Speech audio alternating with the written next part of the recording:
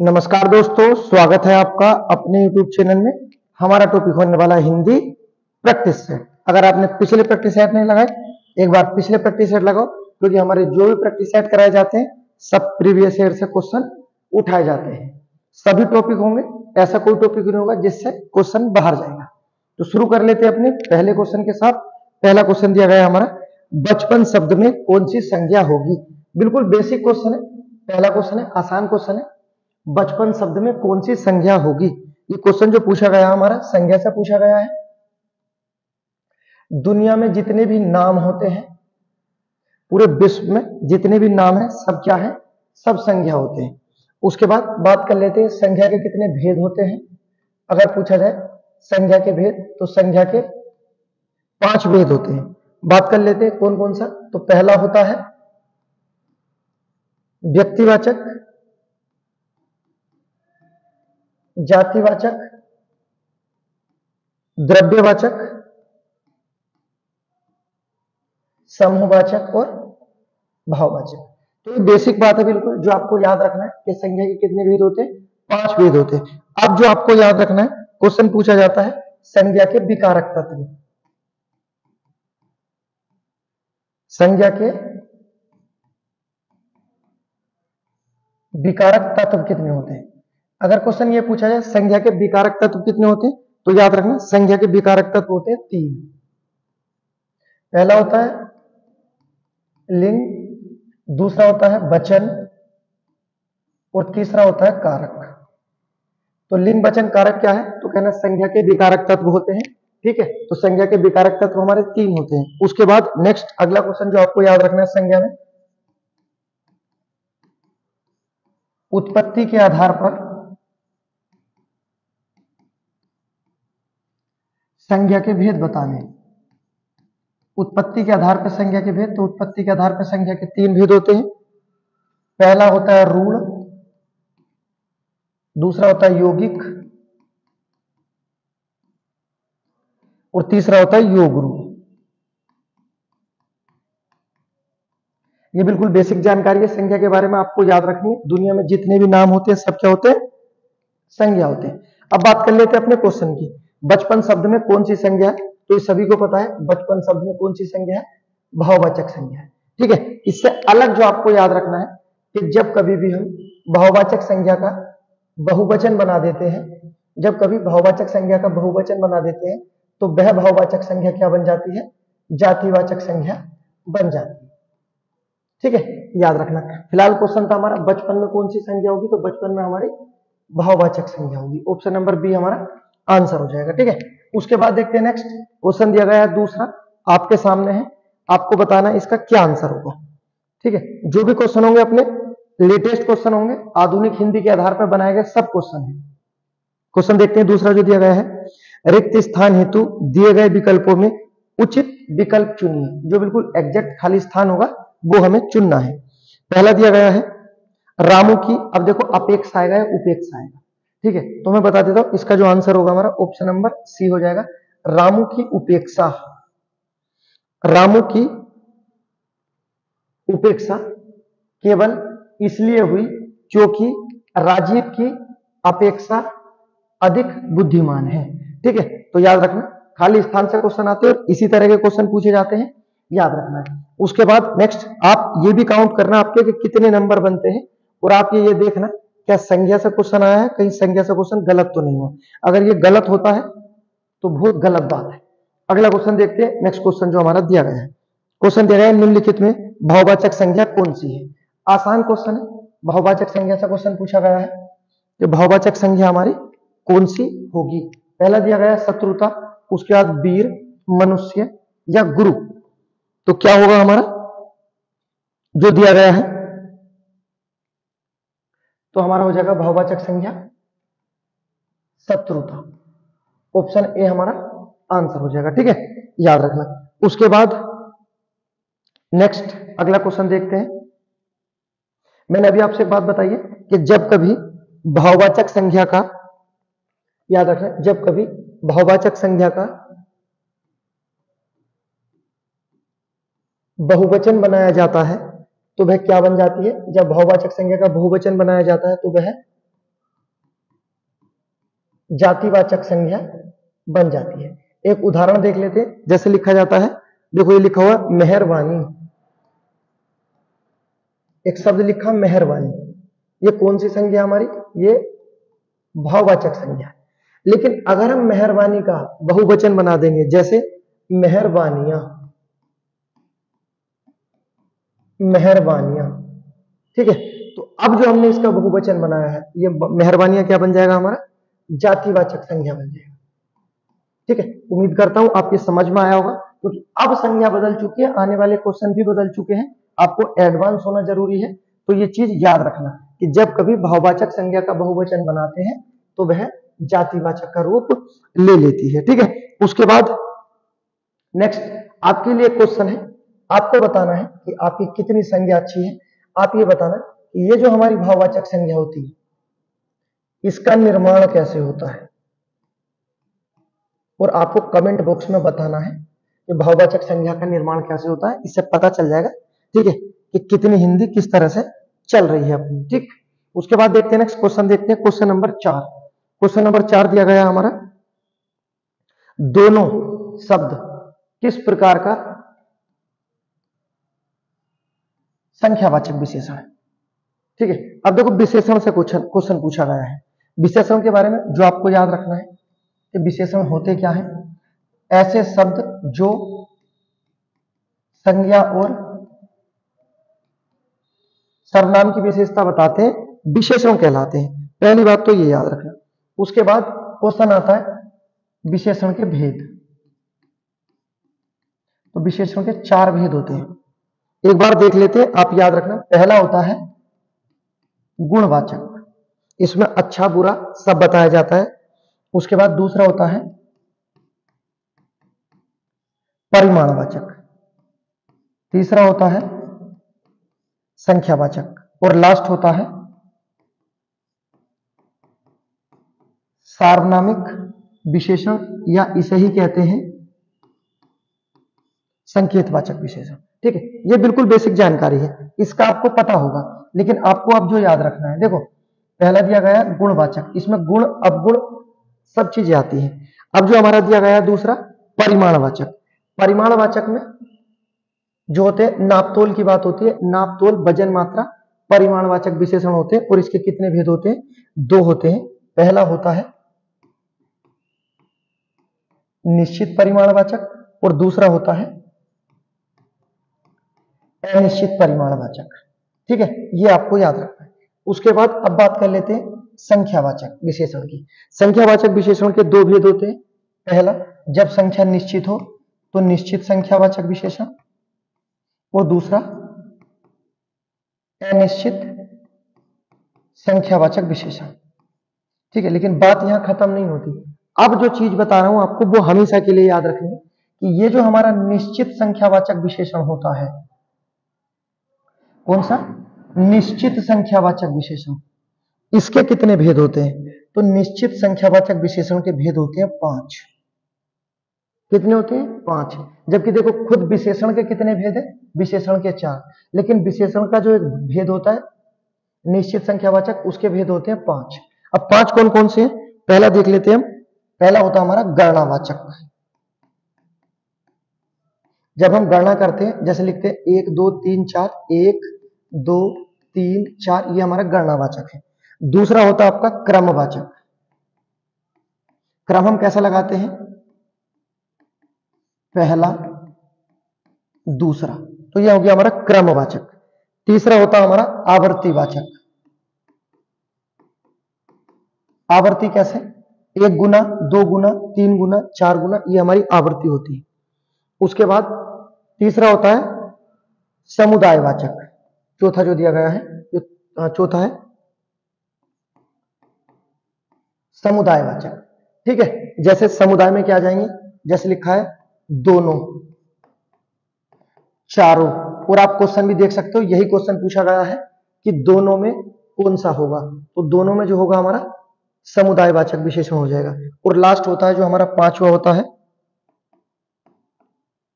प्रत्येकवाचक, जिसमें आते हैं प्रत्येक, हर एक, एक एक। ठीक है, तो भाई ये आपको याद रखना है कि जो हमारा निश्चित संख्यावाचक विशेषण होता है इसके कितने भेद होते हैं? तो 5 होते हैं। गणना जो हम संख्या लगाते हैं, क्रम पहला दूसरा, आवृत्ति 1 गुना 2 गुना, उसका समुदाय जो क्वेश्चन में भी पूछा है 2 4 दोनों चारों, प्रत्येक में प्रत्येक हर एक, तो ये याद रखना है। अब बात कर लेते हैं जो हमारा चौथा दिया गया है विशेषण, सार्वनामिक विशेषण या संकेतवाचक विशेषण। पूछा जाए इसके कितने भेद होते हैं? तो इसके 2 भेद होते हैं। पहला कौन सा होता है? मौलिक सार्वनामिक विशेषण, और दूसरा होता है यौगिक सार्वनामिक विशेषण। ठीक है, अब मैंने यहाँ आपसे विशेषण की सारी चीजें बता दी हैं, उम्मीद करता हूं आपकी समझ में भी आया होगा। ठीक है, अब बात कर लेते हैं अपने क्वेश्चन को। क्वेश्चन जैसा ही हमने देखा, दोनों दिया गया है और दोनों कहाँ थे? हमारे समुदायवाचक में थे। ठीक है, आंख बंद करके आप क्वेश्चन लगा सकते हो। अगर होता पहला दूसरा तो हम क्रम लगा देते। ठीक है, होता 2 गुना 3 गुना तो हम अपना आवृत्ति लगा देते। आप विशेषण को सही से पढ़ो, इतनी इनकी औकात नहीं है कि ये आपके हौसले से बाहर चले जाएं। बस एक बार व्यवस्था के साथ पढ़ने की जरूरत है, और हिंदी में 100% की गारंटी हम लेते हैं। अगला क्वेश्चन देखते हैं। क्वेश्चन पूछा गया है बेताल पच्चीसी, क्वेश्चन नंबर 5, बेताल पच्चीसी के रचनाकार कौन है? तो बेताल पच्चीसी के जो रचनाकार है वही प्रेम सागर के भी है। अब देखो मैंने 2 रचनाएं लिख दी, पहली लिखी बेताल पच्चीसी और दूसरी लिखी प्रेम सागर। ठीक है, यूपी पुलिस कांस्टेबल के एग्जाम में पूछा गया प्रेम सागर किसकी रचना है? तो आप बताना, या बेताल पच्चीसी ये लल्लू लाल की रचना है। ऑप्शन नंबर सी हमारा आंसर हो जाएगा। उसके बाद लल्लू लाल से अलग से जो क्वेश्चन बनता है, खड़ी बोली के रचनाकार बोला जाता है। खड़ी बोली के रचनाकार, तो खड़ी बोली का रचनाकार किसे बोला जाता है? लल्लू लाल को। बेताल पच्चीसी और प्रेम सागर इनकी रचना है। क्वेश्चन नंबर देखते हैं अगला, क्वेश्चन नंबर 6 हमारा जो दिया गया है, हिंदी भाषा का जन्म हुआ है। बिल्कुल बेसिक क्वेश्चन है, अगर आपने पिछले प्रैक्टिस सेट लगाए होंगे तो अब तो आप इनकी धूल उड़ाने लगोगे। दिया गया हिंदी भाषा का जन्म हुआ है, तो हिंदी भाषा का जन्म किससे हुआ है? तो हिंदी भाषा का जन्म हुआ है अपभ्रंश से। अब बात कर लेते हैं अपभ्रंश के बारे में। अपभ्रंश का शाब्दिक अर्थ क्या होता है? तो अपभ्रंश का शाब्दिक अर्थ होता है टूटा हुआ। क्या होता है अपभ्रंश का शाब्दिक अर्थ?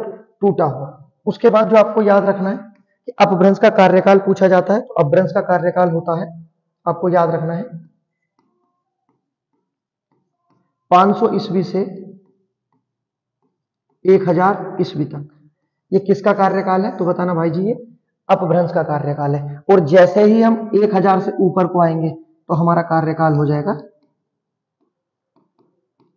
आधुनिक हिंदी का। तो आधुनिक हिंदी का कार्यकाल पूछा जाता है 1000 से आज तक, और अपभ्रंश का कार्यकाल है 500 ईस्वी से 1000 ईस्वी तक। याद रखना है, एग्जाम में क्वेश्चन आए हैं। ठीक है, हमारी ये उम्मीद होती है जैसे अपभ्रंश का क्वेश्चन आ जाए तो यहीं पर कंप्लीट कर दो, आप यहीं पर सब चीजें कंप्लीट कर लो। ठीक है, अब बात कर लेते हैं अपभ्रंश का जन्मदाता किसे बोला जाता है? अपभ्रंश का जन्मदाता, किस व्यक्ति को अपभ्रंश का जन्मदाता बोला जाता है? तो व्यक्ति का नाम याद रखना, आचार्य बियाड़ी। व्यक्ति का नाम याद रखना। अपभ्रंश का जन्मदाता कौन है? आचार्य बियाड़ी। ठीक है, याद रखना। अपभ्रंश का शाब्दिक अर्थ टूटा हुआ, अपभ्रंश का कार्यकाल याद रखना। और क्वेश्चन था हमारा हिंदी का विकास या हिंदी का जन्म किससे हुआ? हमने आंसर लगा दिया अपभ्रंश से हुआ है, तो ऑप्शन नंबर ए हमारा आंसर हो जाएगा। ठीक है, उसके बाद देखते हैं नेक्स्ट अगला क्वेश्चन, क्वेश्चन नंबर 7। आंख बंद करके लगा देना, विलोम शब्द। अगर आप जुड़े हुए होंगे तो विलोम शब्द, पर्यायवाची, तत्सम, तद्भव, ये तो बाहर जा ही नहीं सकते। क्वेश्चन नंबर 7 दिया गया है स्वाधीन का विलोम शब्द, तो स्वाधीन का हो जाएगा पराधीन। ठीक है, अब क्वेश्चन पूछा है कमला का पर्यायवाची शब्द बताना है। कमला का पर्यायवाची शब्द क्या होगा? पहले बात कर लेते हैं हम, सरस्वती दिया गया है। सरस्वती के जो पर्यायवाची होते हैं, इला, शारदा, भारती। उसके बाद इसी में सरस्वती के पर्यायवाची में बिमला, बागेश, बागेश्वरी। उसके बाद महाश्वेता या श्वेता। ठीक है, ये सब किसके पर्यायवाची हैं? सरस्वती के पर्यायवाची। 1000 बार आते रहते हैं, ऐसे एक साथ याद रख लो, इला, शारदा, भारती, बिमला, बागेश, बागेश्वरी, श्वेता और महाश्वेता दोनों हो गए। ठीक है, तो कमला का पर्यायवाची सरस्वती तो नहीं होता, तो कमला का जो पर्यायवाची होता है ये होता है लक्ष्मी। ठीक है, कमला का पर्यायवाची शब्द होता है तो बताना लक्ष्मी होता है। लक्ष्मी के अन्य पर्यायवाची में क्या क्या आएगा आपको याद रखना है। रमा, वैभव, श्रीलता। अब देखो श्रीलता आया और इसी के साथ आएगा श्रीदेवी। श्रीलता, श्रीदेवी और इसी के साथ आएगा श्रीजा। अब श्री श्री वाले तीन हो गए लक्ष्मी के, याद रखना, ठीक है। उसके बाद धनपति किसका पर्यायवाची है? लक्ष्मी का पर्यायवाची है, ठीक है। तो लक्ष्मी के पर्यायवाची थे। तो कमला किसका पर्यायवाची है? आंसर हो जाएगा हमारा ऑप्शन नंबर बी। अब बात कर लेते हैं यमुना के। तो पहले तो ये याद रखना कि यमुना जो है ये सूर्य की पुत्री है, तो पहला ही पर्यायवाची हो जाएगा इनका सूर्यसुता, ठीक है। उसके बाद जो महत्वपूर्ण जो ज्यादा पूछे जाते हैं वो आपको याद रखना है, कालिंदी और अर्कजा, ठीक है। जबकि सूर्यसुता भी होता है, रवि तन्य भी होता है। उसके बाद गंगा के पर्यायवाची बहुत महत्वपूर्ण है, गंगा के पर्यायवाची। तो पहले तो देवों की नदी होती है तो इसे बोल सकते हैं देवपगा, देवों के पैरों से, है ना। उसके बाद सुर, देव और सुर एक ही बात है, सुरसती। उसके बाद जाह्नवी। उसके बाद अमृत तरंगिनी, अमृत तरंगिनी। तो अमृत तरंगिनी, जाह्नवी, देवपगा, सुर सती, सुर सरिता किसके नाम है सब? ये हमारे गंगा के हो गए। तो क्वेश्चन था हमारा कमला का पर्यायवाची, हमने ऑप्शन नंबर बी लगाया था। अन्य के पर्यायवाची भी हमने देखे हैं, ठीक है। गलत नहीं होना चाहिए क्वेश्चन। अगला क्वेश्चन देखते हैं, क्वेश्चन नंबर 9। क्वेश्चन नंबर 9 बाहर जाना नहीं चाहिए क्योंकि क्वेश्चन हमारा विशेषण से पूछ लिया है और विशेषण में पूछा है गीला क्या है। अब बताओ क्या हो सकता है ये, ठीक है। क्या संख्या है गीला? क्या सर्वनाम में है गीला? कुछ नहीं है। तो गीला, सूखा, अच्छा, बुरा सब क्या होता है? गुण होता है। गीला, सूखा, अच्छा, बुरा सब क्या हो जाएगा? गुण हो जाएगा, ठीक। उसके बाद देखते हैं क्वेश्चन नंबर 10। क्वेश्चन नंबर 10 में दिया गया है वाक्यांश का क्वेश्चन है, उपत्यका का क्या अर्थ होता है? उपत्यका का अर्थ बताना है। पहले दिया गया है सूर्य जिस पर्वत के पीछे से निकलता है उसे कहते हैं उदयाचल, याद रखना, पूछा जाता है उदयाचल। सूर्य जिस पर्वत के पीछे से निकलता है उसे क्या कहते हैं? उदयाचल कहते हैं, ठीक है। अब जो ऑप्शन नंबर डी दिया गया है ये हमारा आंसर हो जाएगा। उपत्यका क्या होता है? सूर्य के पास की, सॉरी पर्वत के पास की भूमि क्या कहलाती है? उपत्यका कहलाती है, ठीक है। अगर होता पर्वत के ऊपर की भूमि तो आप ये भी याद रखना, अगर होता पर्वत के ऊपर की भूमि तो क्या हो जाता? अधिपत्यका हो जाता। क्या होता? अधिपत्यका हो जाता। तो अधिपत्यका, उपत्यका दोनों होते हैं, याद रखना। पर्वत के पास की भूमि उपत्यका जो क्वेश्चन में पूछा है, और पर्वत के ऊपर की भूमि अधिपत्यका, और सूर्य जिस पर्वत के पीछे से निकलता है उसे उदयाचल कहते हैं, ठीक है। अब देखो एक ही उसमें हमने इतनी चीजें कंप्लीट कर ली, यही फायदा है प्रैक्टिस सेट का, ठीक है। आप जुड़ो, क्योंकि ऐसा नहीं है कि बस ऐसे क्वेश्चन आंसर बताया जाता, पूरा चीर हरण किया जाता है एक एक क्वेश्चन का। तब बात करते हैं, अगला क्वेश्चन देखते हैं। क्वेश्चन पूछा गया है रसज्ञ रंजन के रचयिता कौन है? रसज्ञ रंजन के रचयिता कौन है? क्वेश्चन नंबर 11 दिया गया है, तो इसके रचयिता हो जाएंगे ऑप्शन नंबर बी हमारे महावीर प्रसाद द्विवेदी, ठीक है। अब महावीर प्रसाद द्विवेदी जो दिए गए हैं, महावीर प्रसाद द्विवेदी को किस नाम से जानते हैं? तो इनका नाम है सुकवि किंकर। क्या कहते हैं हम इनका उपनाम? सुकवि किंकर। सुकवि किंकर किसे बोला गया? महावीर प्रसाद द्विवेदी को बोला जाता है, ठीक है। उसके बाद नेक्स्ट जो दिया गया है अयोध्या सिंह उपाध्याय, जिसे हरिओद बोलते हैं, इन्हें बोलते हैं कवि सम्राट, बहुत महत्वपूर्ण है। क्या बोलते हैं? कवि सम्राट, ठीक है, हरिओद जी को बोलते हैं। उसके बाद जयशंकर प्रसाद, बहुत सारे नाम है इनके, जैसे छायावाद का प्रवर्तक, छायावाद का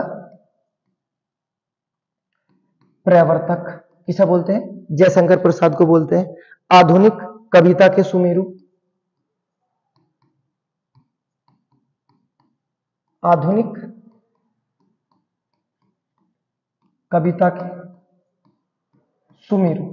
ठीक है, तो उपनाम भी आ गए हमारे, और क्वेश्चन था हमारा रसज्ञ रंजन किसकी रचना है? महावीर प्रसाद द्विवेदी की है। अगला क्वेश्चन देखते हैं।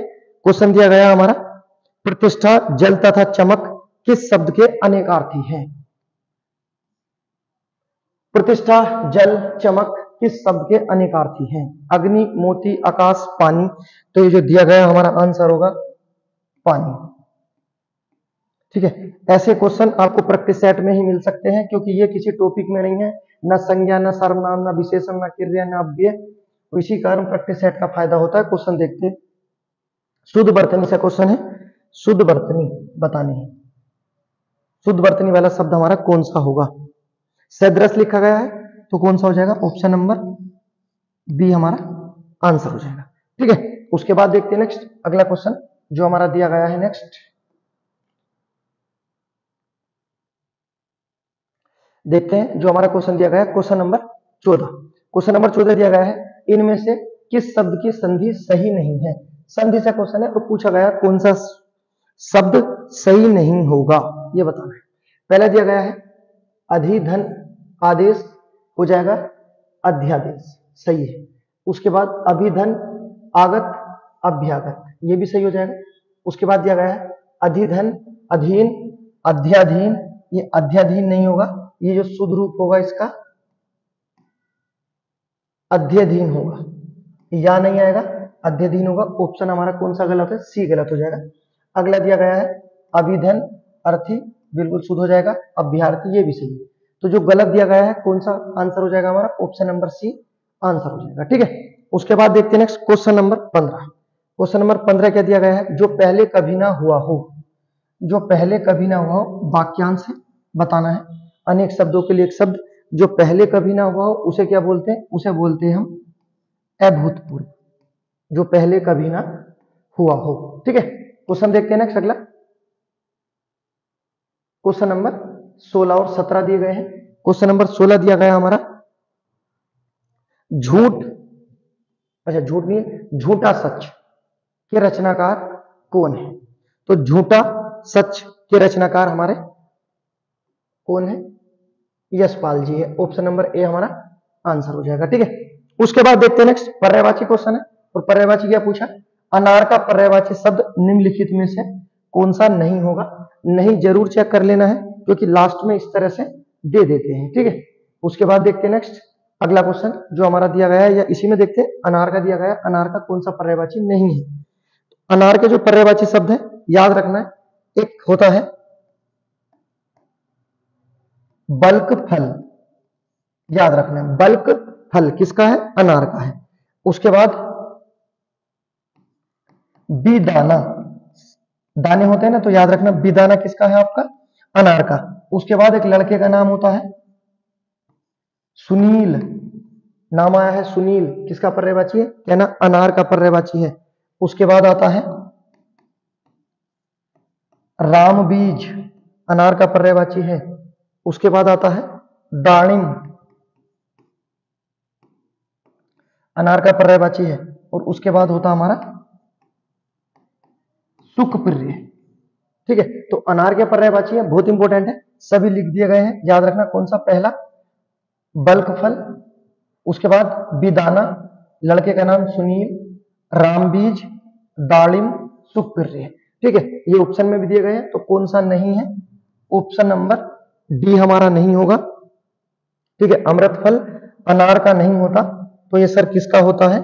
ये हमारा मैंगो का होता है, आम का होता है। ठीक है, तो याद रखना अनार का पर्यायवाची कौन सा नहीं है? ऑप्शन नंबर डी हमारा आंसर हो जाएगा। उसके बाद देखते हैं next question number 18। Question number 18 दिया गया है, निम्नलिखित में से एक शब्द में द्विगुण समास है, उसका चयन कीजिए। अब द्विगुण पूछा है, द्विगुण, द्विगुण नहीं है, द्विगु समास बताना है। ठीक है, किसमें द्विगु समास होगा? तो द्विगु समास में जो हमारा पूर्व पद होता है, द्विगु समास में पूर्व पद कैसा होता है? संख्यावाचक होता है। ठीक है, द्विगु समास में पूर्व पद कैसा होता है? संख्यावाचक, जो दिया गया है ऑप्शन नंबर बी में दिया गया है। ठीक है, चवन, इसमें कौन सा समास हो जाएगा हमारा? द्विगु समास हो जाएगा। ठीक है, याद रखना। उसके बाद नेक्स्ट क्वेश्चन देखते हैं हमारा क्वेश्चन नंबर 19। जो क्वेश्चन नंबर 19 हमारा दिया गया है, पलंग का तत्सम रूप बताना है। पलंग का, तो पलंग का तत्सम रूप हो जाएगा पर्यंक। ऑप्शन नंबर डी हमारा आंसर हो जाएगा। ठीक है, उसके बाद नेक्स्ट क्वेश्चन नंबर 20 देखते हैं। क्वेश्चन नंबर 20 और 21 दिए गए हैं दोनों। हेतु शब्द का अर्थ बताना है। देखो कितना आसान क्वेश्चन है, लेकिन टफ हो जाएगा क्योंकि बनाया इस तरह से गया है। हेतु शब्द का अर्थ बताना है। पहले लिखा है कारक, फिर कारण, उनके लिए, उद्देश्य या प्रयोजन। तो हेतु होता है उद्देश्य। ठीक है, कहता नहीं उनके हेतु या उनके उद्देश्य, याद रख। क्वेश्चन नंबर 21 देखते हैं, जो दिया गया हमारा, कौन आ रहा है? कौन आ रहा है, इस वाक्य में कौन कौन सा सर्वनाम है? बिल्कुल आसान और बेसिक, बताइए आप कौन सा हो सकता है। पहला दिया गया है निजवाचक, निश्चयवाचक, अनिश्चयवाचक या प्रश्नवाचक। तो बताना है कौन आ रहा में कौन सा सर्वनाम होगा। तो क्या ये प्रश्नवाचक है या ये अनिश्चयवाचक है? ठीक है, तो ये याद रखना, जो आंसर होगा हमारा ऑप्शन नंबर सी हो जाएगा। कौन आ रहा है, इस वाक्य में कौन कौन सा सर्वनाम है? तो ये हमारा अनिश्चयवाचक है, क्योंकि कौन आ रहा है हमें ये पता नहीं है, ये बात निश्चित नहीं है। कौन आ रहा है तो क्या हो जाएगा? अनिश्चयवाचक हो जाएगा। अगर आपने ये भी प्रश्नवाचक लगाया होगा, ठीक है, तो ये तो बहुत विडंबना वाली बात है कि सर्वनाम से भी क्वेश्चन गलत हो रहे हैं, बहुत गलत बात है। क्वेश्चन नंबर 22 दिया गया है। क्वेश्चन नंबर 22 दिया गया है, निम्नलिखित में कौन सा शब्द क्रिया विशेषण है? क्रिया विशेषण से क्वेश्चन है, गलत नहीं होना चाहिए। ऐसे शब्द जो क्रिया की विशेषता बताते हो क्रिया विशेषण कहलाते हैं। उसके बाद क्रिया विशेषण के भेद की बात कर लेते हैं। ठीक है, क्रिया विशेषण के भेद 4 होते हैं। पहला होता है रीतिवाचक, जिससे एक तौर तरीके, एक ढंग का पता चलता है। उसके बाद होता है कालवाचक, जिससे एक समय का पता चलता है। उसके बाद होता है स्थानवाचक, जिससे कोई जगह का पता चलता है। और उसके बाद चौथा होता है परिमाणवाचक, जिससे नापतोल और वजन मात्रा का पता चलता है। ठीक है, तो क्रिया विशेषणों के भेद होते हैं रीति, काल, स्थान, परिमाण, याद रखना। अब बात कर लेते हैं क्रिया विशेषण कौन सा शब्द हमारा दिया गया है। तो ये जो दिया गया है ऑप्शन नंबर ए, तेज, ये कैसा शब्द है हमारा? क्रिया विशेषण शब्द है। क्रिया विशेषण क्या होते हैं? जो क्रिया की विशेषता बताते हैं। जैसे मैं एक शब्द लिख देता हूं, ये लिख दिया मैंने, दौड़ता है। ठीक है, और पूरा क्वेश्चन है तेज दौड़ता है। तो अब देखो दौड़ने की विशेषता क्या है? तेज। तो दौड़ना क्या था, या दौड़ता क्या हमारी क्रिया है, और तेज दौड़ता है ये क्रिया की विशेषता है। तो ये क्या हो जाएगा हमारा? क्रिया विशेषण हो जाएगा। और अगर ये भी होता ना कि इन 4 ऑप्शन जो दिए गए हैं ये भी दिए जाते और पूछा जाता इनमें कौन सा क्रिया विशेषण होगा, तो ये तेज जो होगा हमारा रीतिवाचक हो जाएगा, क्योंकि रीतिवाचक से तौर तरीके और ढंग का पता चलता है कि कैसे दौड़ता है, तेज दौड़ता है। ठीक है, अगर हम यहां कर देते कि वो सुबह दौड़ता है, क्वेश्चन होता सुबह दौड़ता है, तो क्या हो जाता? सुबह से क्या पता चलता है? काल का, एक समय का पता चल जाता, तो हमारा कालवाचक होता। आप समझना चीजों को, यहीं पे कंप्लीट कर लो। ठीक है, क्योंकि जब पढ़ रहे हैं तो खत्म करो। अगर होता है समय का, एक स्थान का पता चल जाता, जैसे सड़क पर दौड़ता है तो एक स्थान पता चल जाता। ठीक है, और कर देते कम दौड़ता है या ज्यादा दौड़ता है तो एक परिमाण का पता चल जाता। और यही होते हमारे क्रिया विशेषण। आप एक बार करो, उसके बाद ऐसा नहीं होगा कि क्वेश्चन बाहर चले जाए। क्वेश्चन बाहर जाने की तो हिम्मत ही नहीं होगी। उसके बाद बहुत जल्दी आपको 100 नंबर के प्रैक्टिस सेट दे दिए जाएंगे। जो पूरे ये प्रैक्टिस सेट कराए जा रहे हैं ये आपको मिल जाएंगे, 100 प्रैक्टिस सेट हैं ये। ठीक है, आप जब अपनी प्रैक्टिस करोगे पूरे थ्योरी के साथ दिए जाएंगे। ऐसा क्वेश्चन होगा ही नहीं कि बाहर चला जाए, पूरी हिंदी की गारंटी होगी। ठीक है, अगला क्वेश्चन देखते हैं। क्वेश्चन नंबर 23 दिया गया है, ये अपने आप करना। आप पुस्तकें धड़ाधड़ बिक रही हैं में धड़ाधड़ बताओ। धड़ाधड़ हो या फटाफट हो, कुछ भी हो, आपको बताना है। अब देखो ये बिक रही हैं, बिकने की विशेषता ये क्रिया हो गई, कैसे है? धड़ाधड़ है। ठीक है, कैसे बिक रही है, तो बिकने की विशेषता क्या है, धड़ाधड़। तो धड़ाधड़ क्या हो जाएगा हमारा, क्रिया की विशेषता कौन बताते हैं, क्रिया विशेषण। आंख बंद करके उड़ा दो, गलत नहीं होगा। अब अगर क्रिया विशेषण से क्वेश्चन आए तो गलत मत करना। उसके बाद क्वेश्चन देखते हैं, क्वेश्चन नंबर 24। क्वेश्चन नंबर 24 हमारा दिया गया है, मैंने रमेश से पत्र लिखवाया। सही है। इस वाक्य में लिखवाया कौन से प्रकार की क्रिया है, क्रिया से क्वेश्चन है। ठीक है, मैंने रमेश से पत्र लिखवाया। आपको एक चीज याद रखना, जब कोई क्रिया हम स्वयं नहीं कर कर किसी और से करवाते हैं, जब कोई क्रिया हम स्वयं ना कर कर किसी और से करवाते हैं, तो आंख बंद कर कर उस क्रिया को प्रेरणार्थक क्रिया कहते हैं। सही है। जैसे मैंने रमेश से पत्र लिखवाया, मैंने स्वयं तो नहीं लिखा, रमेश से लिखवाया है, तो कौन सी क्रिया हो जाएगी, प्रेरणार्थक क्रिया हो जाएगी। ठीक है, ये याद रखना। अगर कोई क्रिया होती जो हमारी ध्वनि से बनी होती, याद रखना, ऐसी क्रिया जो ध्वनि से बनी होती है, ऐसी क्रिया जो ध्वनि से बनी होती है अनुकरणात्मक क्रिया कहलाती है। जैसे हिन, हिनाना, ठीक है, या टिम, टिमाना। ठीक है, ये अनुकरणात्मक हो जाएंगे। जब हम कोई किसी दूसरे से कार्य करवाते हैं तो प्रेरणार्थक क्रिया होती है। उसके बाद आपको बहुत इंपॉर्टेंट है जो याद रखना कि नाम धातु क्रिया क्या होती है, तो ऐसी क्रियाएं जो संज्ञा, सर्वनाम और विशेषण से बनती है, नाम धातु क्रिया कहलाती है। ठीक है, क्वेश्चन ये भी पूछा जाता है कि नाम धातु क्रिया का निर्माण किन किन से होता है, तो कहना संज्ञा, सर्वनाम, विशेषण से होता है। ठीक है, यही है क्रिया जो आपको एडवांस तक लेके जाएंगी, याद रखना। संयुक्त क्रिया क्या होती है, जब दो क्रिया साथ में आ जाए उसे संयुक्त क्रिया कहते हैं। ठीक है, फिलहाल हमारा क्वेश्चन क्या था, मैंने रमेश से पत्र लिखवाया, प्रेरणार्थक क्रिया, क्योंकि दूसरे से कार्य करवाया गया है। अगला क्वेश्चन देखते हैं, क्वेश्चन नंबर 25 दिया गया है, निम्नलिखित वाक्य में भाववाच्य पहचानना है। अब ये जो क्वेश्चन है हमारा, क्वेश्चन पूछा गया है वाच्य से। अब वाच्य क्या होते हैं, तो याद रखना, वाच्य का शाब्दिक अर्थ होता है बोलने का विषय। वाच्य का शाब्दिक अर्थ क्या होता है, बोलने का विषय। अब बोलने का विषय क्या, बोलते समय अगर कर्ता की प्रधानता है तो कर्तृवाच्य, कर्म की प्रधानता है तो कर्मवाच्य, और भाव की प्रधानता है तो भाववाच्य। तो पहले तो याद रखना, हमारे वाच्य के कितने भेद होते हैं, 3 होते हैं। कर्ता, जिसे कर्तृ बोलते हैं, कर्ता, कर्म और भाव। ठीक है, शाब्दिक अर्थ क्या होता है, बोलने का विषय। ठीक है, बोलते समय कर्ता की प्रधानता तो कृत, कर्म की तो कर्म और भाव की तो भाव, और यहां तो पूछा है भाववाच्य। ठीक है, तो कौन सा हो जाएगा हमारा भाववाच्य, अब चला जाए। ठीक है, जिसमें फीलिंग होती है कि अब चला जाए, या मुझसे अब चला नहीं जाता, मुझसे अब पढ़ा नहीं जाता, या जैसे तुम कहो कि अब हमसे पढ़ा नहीं जाता।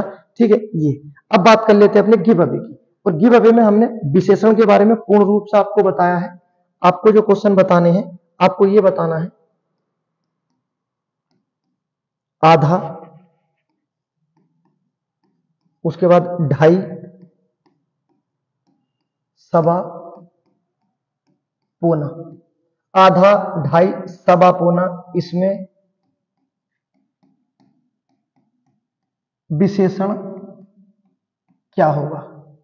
ठीक है, आधा, ढाई, सवा, पौना, विशेषण क्या होगा। उसके बाद अगला पॉइंट भी विशेषण से ही है,